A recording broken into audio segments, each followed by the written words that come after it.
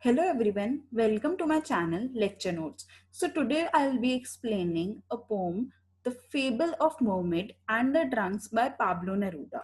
So first of all, I'll be discussing background or the key points. So, from the title itself, it explains a fable. What is a fable? Fable is a story, a fictional story basically, which has a particular moral lesson to give. And in that story, there are animals or inanimate objects. So, exact definition is a fictional story in prose or verse that features animals, legendary creatures, plants, inanimate objects, or forces of nature and leads to a particular moral lesson. The use of this word in the title tells the reader something of what they can't expect. Mermaid. Secondly, mermaid is something that is half human or a half um, animal kind of a thing. So in this poem, she represents woman race and the nature in this particular poem. So this mermaid represents how man have dominated women as well as nature, and in this process made their condition so worse. I'll be starting with the lines now. So the first four lines are: all those men were there inside when she came in totally naked. They had been drinking, they began to spit. Newly come from the river, she knew nothing. All here symbolizes that how the mermaid was singular and the men had outnumbered by a large group. This establishes a sense of intimidation and in hostility. Insight represents how I'm explaining this, or I'm comparing this poem with the biblical reference of Adam and Eve. Initially, Adam was made. He was a male and he was the first human on earth. And Eve was the later one who was made after Adam from his ribs. In this poem, the use of those isolates the reader from the group of men and further negativity positions up us to them. And here the naked mermaid. The mermaid has been shown as the naked. The mermaid being totally naked is symbolic. Being naked is about purity and innocence, possibly even naivety. This stands her in contrast to the men who are adult and thus experienced and knowledgeable to be shown. She knew nothing, again taking the biblical reference that how Adam knew everything, he was the superior one, and she had to know everything from him. She was a mermaid who lost her way. The insult flowed down her gleaming flesh. So, in the first paragraph, she was spitted upon, and now she is facing abusing and insults. So, this shows the act of vulgarity, which conveys that the men did not respect and value the mermaid. Obscenities browned her golden breast, not knowing tears, she did not weep tear. So golden breast hair highlights that how much women have been objectified, or how nature is only used to extract the minerals or only the good things. Human being does not take care of the nature. Similarly, men doesn't take care of the emotions of the women basically. So women are shown someone who is molded according to the society in a set figure only. She did not weep tears shows how she was disempowered to show her emotions also, that she wasn't given permission to show her real emotions also. She was so much dominated and exploited that she was afraid to show her real self. And how men want complete control and dominance, whether it was physical, emotional, or any other way, whether it was psychological also. Not knowing clothes, she did not have clothes. So here clothes can be referred to dignity, reputation, or a name of their own. So here woman honor or name is always attached to men. Therefore the mermaid did not have any clothes.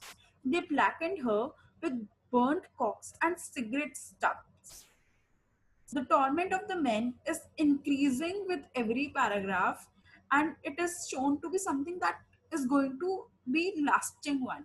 While men are shown to be active and violent, the mermaid on the contrast is shown to be someone passive and submissive, because all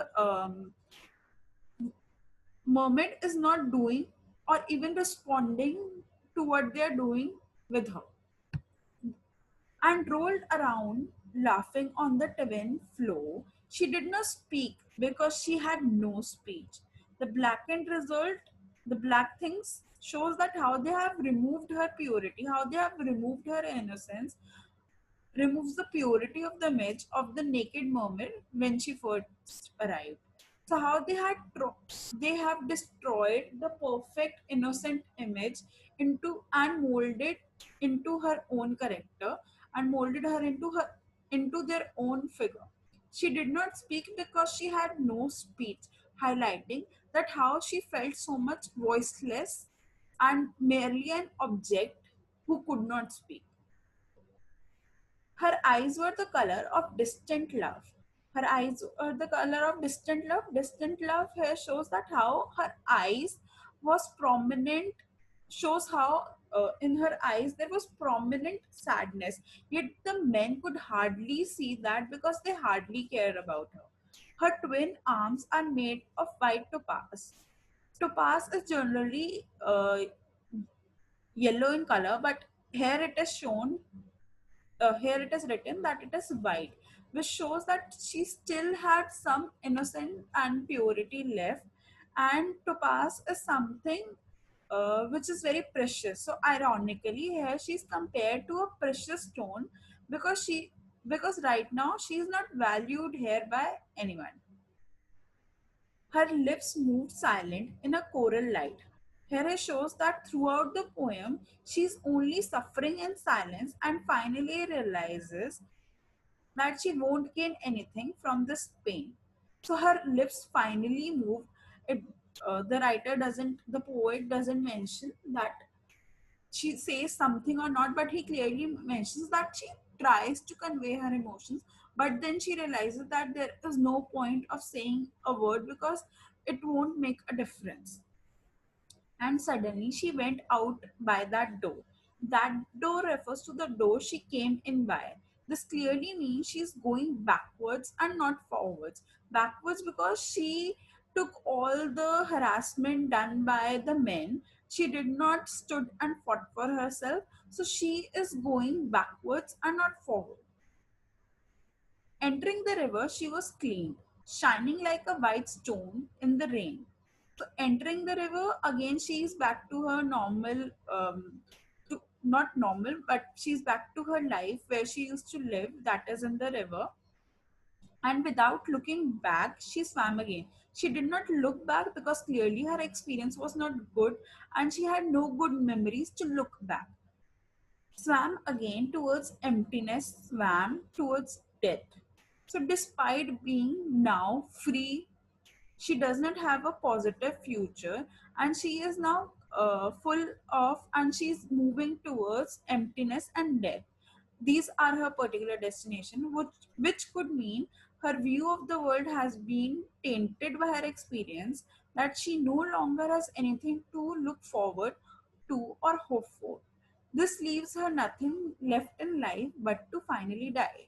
This can be interpreted as that now women are dependent on men in such a way that they feel that there is no life without them. So, women generally feel that without men, there is no life and it is only emptiness, and the ultimate thing that they can achieve is death.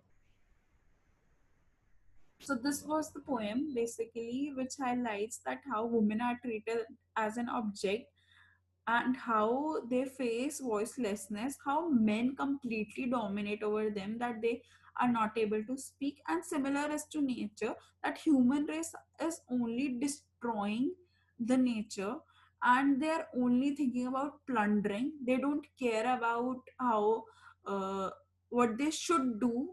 They only think about what they can get from the nature. So thank you for watching this video. Do like and subscribe my channel. And if you want us to make any particular video on any novel, poem, play, please do mention in the comment box. Thank you so much.